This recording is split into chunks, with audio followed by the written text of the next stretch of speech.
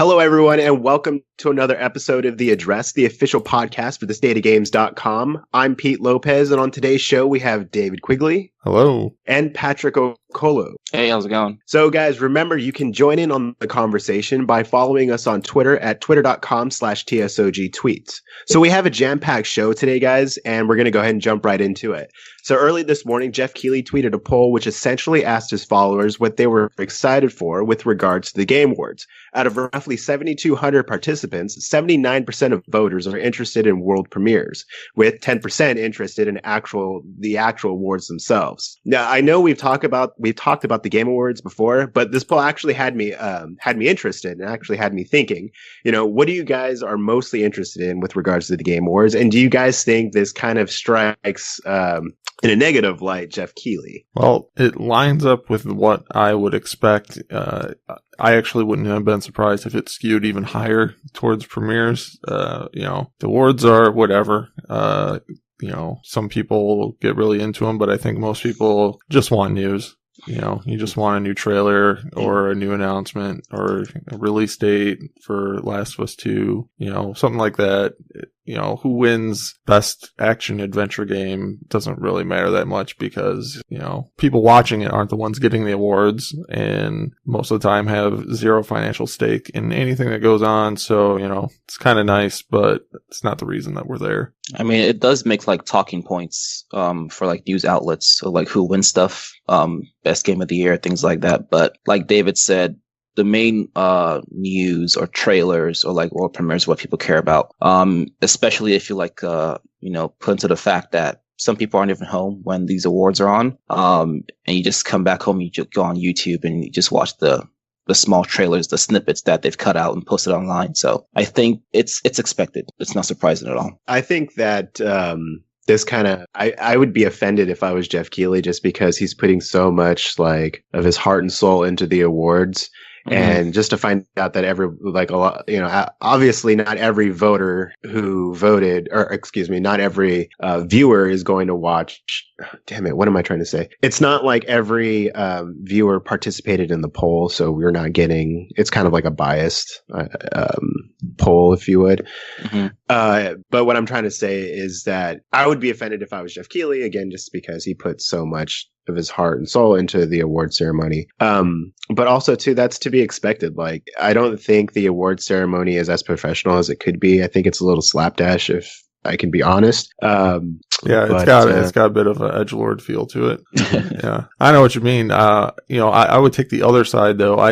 I don't think that he would necessarily be offended by this because I wouldn't be surprised if more work goes into talking with companies to try to convince them to do their announcements there. I would think that he puts as much or more work into getting the premieres lined up than he does, counting votes, which I'm sure he's not personally doing, but I would think he's got to be of the mind that all views are good views. So I don't think he could be too hurt by it, mm-hmm. But because the poll isn't asking do you care about the awards, period, yes or no. It's saying people care more about the thing that affects them more is really all it is. So it's not like I hate the awards and I wish there was no awards and just this was like E3 too and just announcements after announcements. Right. But they're just saying, if I can find out when the next big game is coming out, I'd rather find that out than see who won best moment from last year's award. And let's be honest too, guys, I don't think the Game Awards is going to be saturated with AAA announcements, or AAA reveals. I think if any, I think it said there's supposed to be 10 never before seen, 10 world premieres or whatever however they sure, like to call but I mean, is that exclusive to AAA and AA? Or I mean, for all we know, they could be independent developed video games, and that's nothing negative, obviously, against indie games. But I'm just saying they don't necessarily carry the weight of a AAA game, and in that case, you're not going to get that big of an announcement. Mm-hmm. I think we get at least 2 or 3 pretty big ones. They just announced the directors of the Infinity War movie are going to be there premiering or presenting, I guess is the word. They're presenting something, whether it's an award or a trailer, maybe for the Avengers game. Crazier people think that the Infinity War trailer is going to premiere there, but no chance. Yeah, no chance. I mean, but you know what? It's, the Game Awards is just 3 years old right now, or is it 4? I think it's 3 years old. It's older than that because it goes back to, well, it depends what you count, right? Like because it started on Spike this new TV. format. I mean, yeah. But like, I mean, they're still trying to get, more like devs to come over and like showcase their stuff. But going back to the poll, I think Jeff Keighley, even though he may be more like one to like more people want to see the awards, it's still part of the show itself, and that could still bring in more people to just show more of their games, whether it's AAA or indie or AA or whatever. So I think he shouldn't be offended. It's part of the show that he's still trying to put together. So. Right on. Cool. So next up, we have Red Dead Redemption 2 online impressions. Now, David, you've been diving into this a little bit. Is this still in beta, or is this like fully fledged? No, like release. It's super in beta. There's a lot of things that need to change, whether they will or not, left to be seen. So you make a character, you pick your appearance, you have kind of limited control over what you look like. Basically you're picking male, female, hair color, stuff like that. You don't talk. It takes, an hour or two to get to free roam. So you go through a little solo thing, but then you're in the open world, and I consider this the most terrifying game I've ever played. This is, it puts you on the map with, in mine playing, it was probably 20 plus other people, and, you can have your own posse, so you have your own little clan, up to like 8 people or so, but you need money to get that big. So at first you can get a temporary group up to 4 people out of 20 plus on the map.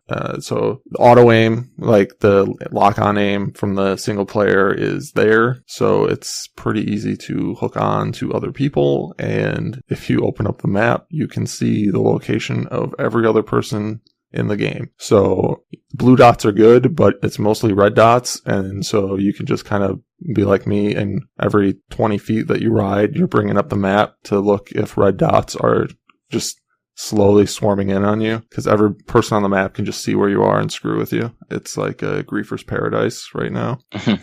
And there's no body armor or anything. It's just like the single player game. So it's like auto aim, flick that stick up just a little bit. If you hit them in the head, it's a one-shot kill. So you die a lot. People camp out at the starting point and ending point of story missions just to kill people that show up, because it's funny. They like to lock down towns and shops with, you just walk into town, just start shooting people. I was paranoid to the point of, if somebody just was charging up on me, I figure I may as well shoot first. It's pretty scary, hard to really get much done without a group. I think you definitely need even more than 2. You probably need at least you and 3 other people playing together to accomplish much of anything. So is there even like a point to this? Well, there's a story, new mode, so you make your character. There is a story. There's story missions. That's what I'm talking about. So like the main game, there's the yellow dots on the map for your story missions. Except in here, you have actual other human players who can be rewarded for making you not be able to finish those missions.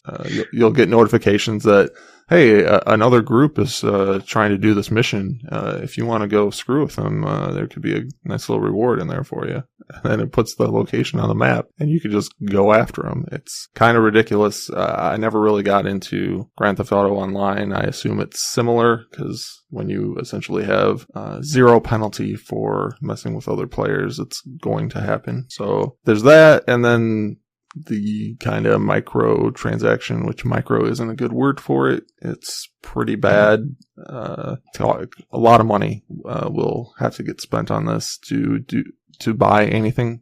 You can buy a new horse, a new customization, new weapons. You can buy all this stuff with gold, which you can buy with, well, I guess you can't buy it yet, but you'll be able to buy it with money before too long. I mean, like the the Grand Theft Auto 5 community is pretty big. I'm always online and I see just random videos of people just, being funny and doing funny things in GTA 5 online. I mean, do you see Red Dead 2 having, do you see the GTA 5 community gravitate to I Red think they'll Dead be 2 smaller. online? I mean, just because, a lot of those Grand Theft Auto videos are people doing crazy car stunts and stuff. So, you're not going to be flying a jetpack and a helicopter around in Red Dead. So there's only so much you can do on a horse, which also, by the way, you see other people, you can just blast their horse and kill them.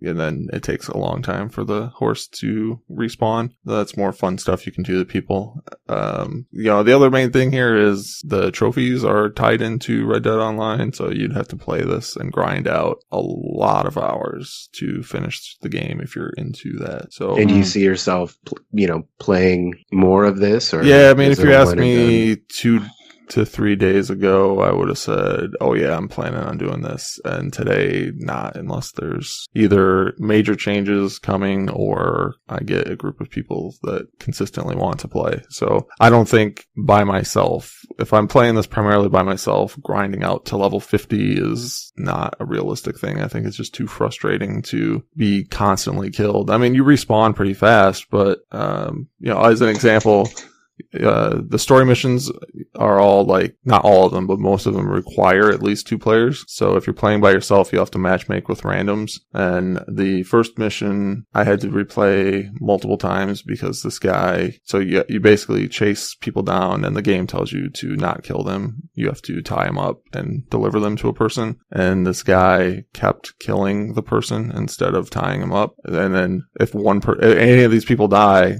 everybody has to restart the mission. So everything's going fine. This guy shoots the guy. And one of the times I watched him, it was right in front of me. He knocked the guy off the horse with the rope, let him go, pulled out the gun and shot him. What are you doing? You're just wasting everybody's time, intentionally, maybe. It's, it is what it is, I guess, but it's not what I was hoping for. Are the story missions instanced, where you load into an area and then play them out, or is it just it's still in the open world and people can it's kind of a mix. You? It's kind of a mix of both. You get you go to the location and then that will put you in a little lobby. Mm-hmm. And then the mission will start. And I don't know that the entire map gets notified to go kill you, but at the very least, other groups, at least a select number of the groups on the map can interfere with you if it's if it's a mission that allows it. So, for example, the first mission doesn't have anything like that as far as I could tell, but there are other ones where you have to go, move people around and you can get intercepted. Okay. Yeah. No, I think that was the main concern about Red Dead Online. Going back to what you said, Pete, where people were talking about, is it going to be just like GTA or can it be like GTA Online? Mainly because, of course, it's a different time period, and it's just horses and things like that. But I don't know. I feel like there's a market for just Western. That's a genre that's people always like either way. So even though it might not be as high stakes or as action heavy as GTA Online, I think people will still play it. Yeah, it's just, there's no pausing or anything, of course, because it's, open to everybody. There's no slowing down time for the Deadeye. You can just be out doing your own thing, hunting, and then just get sniped in the head, with auto aim, lock on, one shot, you're dead. So, it's really, the game is very rewarding for trolls. So that's the main problem with it, because you can see where literally everybody is, and there's lock on aim with one shot kills to the head. Mm-hmm. So it's a problem. What I would do is make it so people with low honor are always visible and people with high honor are not, where maybe it shows your blip every once in a while, but it doesn't just constantly have, here's a person to go kill for the low honor people, and then put bounties on the low honor people. I think that would make a big difference, but as it is now, it's kind of a train wreck. Well, hopefully they patch that up so it's more enjoyable for you. Not counting on it. From what I've read about Grand Theft Online, pretty similar, and not much was ever done to change the culture there. Well, I think that's what the culture is, or that's what it's turned into, just maybe trolling or it's just weird because it goes against the themes of the main game, where you're an outlaw, but you're a guy who's tired of it and his heart's turning and he's trying to help people, and then online it's just people murdering each other. It's the Wild West, man. That's how it was back then. But that's not I don't know. Thematically, the game starts with them saying it's the end of the Wild West. There's no more time for us living this life anymore. But then when you go online, it's just well, it's a prequel, right, to Red Dead, because Red Dead said, it's the end of the Wild West, and it had like the whole car stuff and like the final moments of the game where you're like driving an automobile. But I guess it was still the end of the Wild West in the prequel as well. Well, it's not too far ahead. I mean, they're pretty close in terms of time. It's not... okay, all right, right on.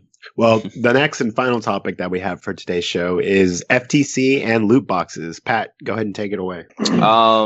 So pretty much this week, so just like a background, there are two different organizations here, FTC and the ESA. FTC pretty much said this week by a senator that they want to start investigating loot boxes, mainly because of the whole gambling narrative that's been coming out with them, from games like Battlefront 2, Shadow of Mordor, and even now that it's just like it's pretty much in every game now.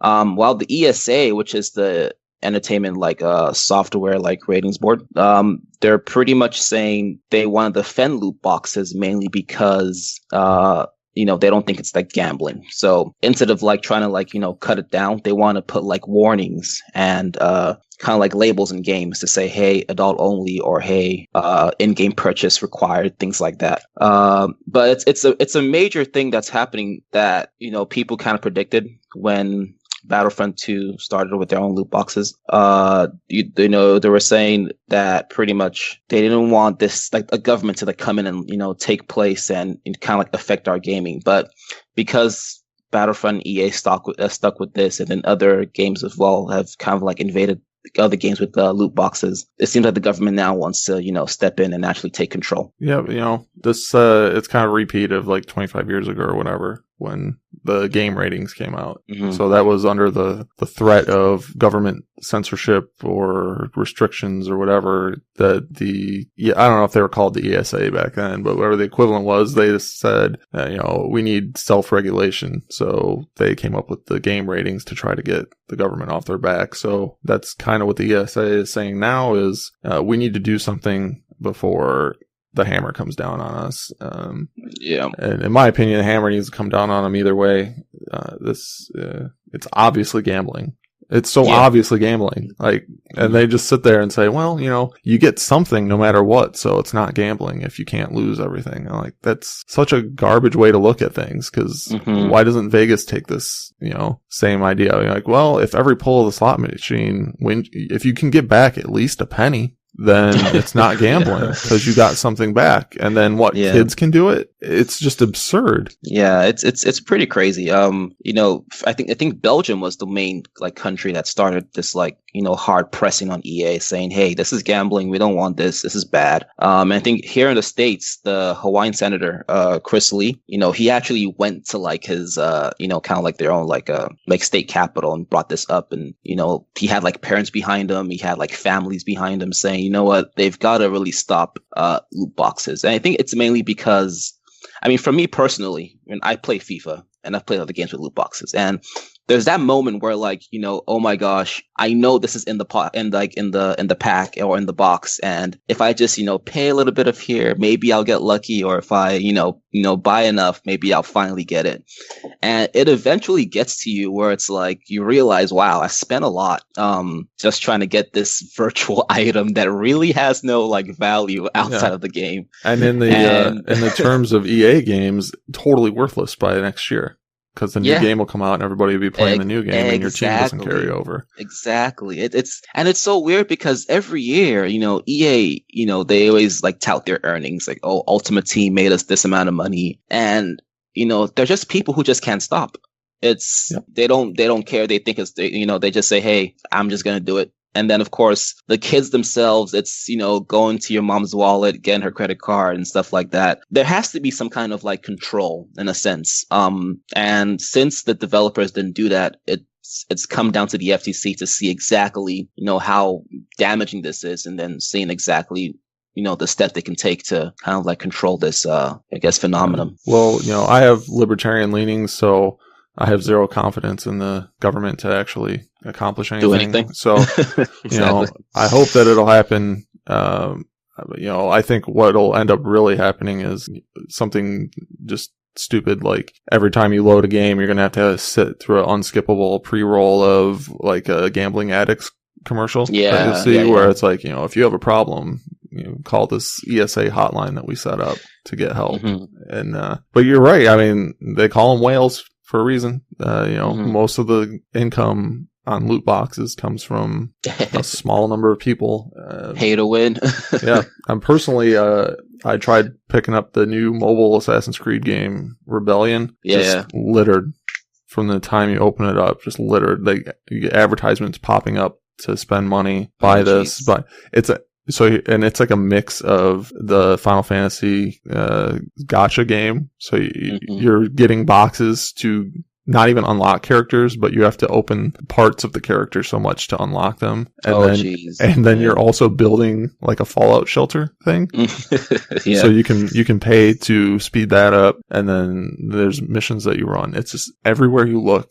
And then there's like limited time events. So, you gotta spend your money now or you're not going to get it done. And it's like, this is just and the thing, like, I'm not saying it's acceptable, but that's a mobile game, right? It's free to play.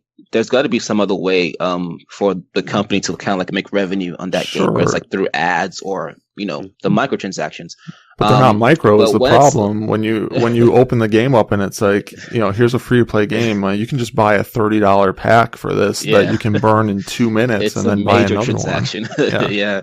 But it's like in a $60 game where it's, you've already paid money. And, I don't mind paying extra for like things like skins, like Overwatch does, or like, maybe things like, like armor or gear that looks different. But when it's becoming like it actually affects your game, that's a real problem. Like in Ultimate Team, for example, in FIFA, you can of course just play the game regularly and try to build a team just, by buying players in the transfer market. But if you really want the really like top tier characters or the top tier players, you really have to, spend a lot of time like either playing, which is impossible, or buying those packs where you can get them randomly, which is a problem. So, well, it's the thing with Ultimate Team. It's a game you could play that game 12 hours a day, every day, and for a month, and never get close to anything and still that you not want. Be competitive. And exactly. some other kid is gonna steal dad's credit card and just go to town, just buy a couple $100 worth, and just roll people over from day one. Yeah, exactly. It's loot boxes need to. I don't even know what the answer is really. I mean, to say banning is hard. I think it just, banning might be a extreme, but that looks like that's what we're getting to. But maybe just make it more like cosmetics, just where it doesn't really affect the game.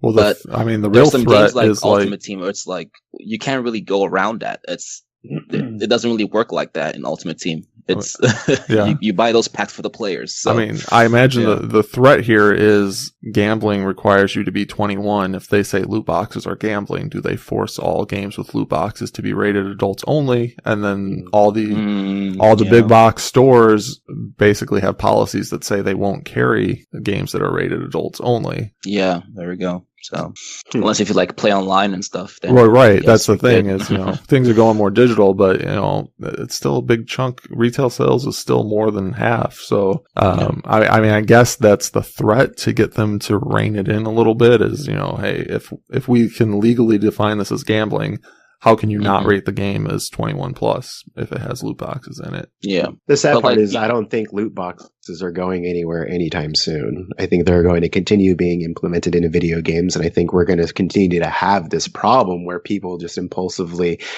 put their credit card information to their Xbox or their PlayStation or their PC. And then they continue to add, time or point cards to their wallets, and they're going to continue to buy these loot boxes. Everyone's doing it. It's games that I like are doing it, Yeah. It's, and that's the thing. I don't have a problem per se with loot boxes. I think they can be added to games, and I think they'll have a nice impact on them. Like I know I've bought loot boxes before.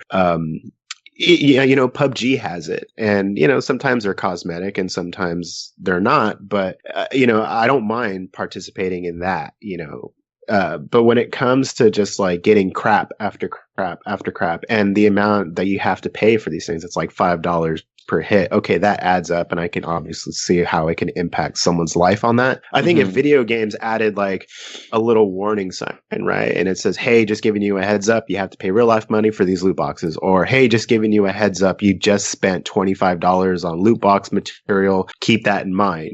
That way at least it gives an idea to the player, like, "Oh crap, like I've just totally spent $300 on loot boxes. I should rethink my life." Well, you could have a little running counter. How much money? Right. Yeah, or it shows you right there in the game. Well, I guess think if they did that, it would lessen like the hit, or at least give someone the idea, like, damn, like a reality check, if you would. Well, there was the Chinese rules, right, where they have to disclose the actual odds of getting every specific item. Yeah, but that stopped no one. It didn't stop them, but I wonder if the United States covers that and they require it to be like in the game on the screen that you go to buy it. Yeah. Like if you went in and it's like, you have a 0.01% chance of getting the thing that you want, and you're like, oh, and it's like 95% chance of getting something you already have. Are people still going to spend the money? Probably. But see, here's what they need to do. At the very least, I think they need to have two options. You can either invest in loot boxes or loot crates or whatever they're called, or you can just buy the item you're trying to get. Like, for instance, if Monster Hunter World had loot boxes, or they had the option to just buy the armor that I wanted, I would, maybe sometimes I'd feel lucky and I'd invest in a few loot boxes. And if I didn't get what I wanted, then obviously I could just invest in the armor that I wanted. I don't think you would. And that's the reason why they don't have that. But I totally they've done the market research that says people will spend way more money trying to get something than even if you could pay like 3 times as much just to get what you wanted, they would make so much less money by just forcing it to be semi-random. Yeah. Oh, for sure. But not everybody's going to opt into that route, though. They're going to try to get the loot box. But I think it cuts their revenues so much that's why they don't do it. Mm-hmm.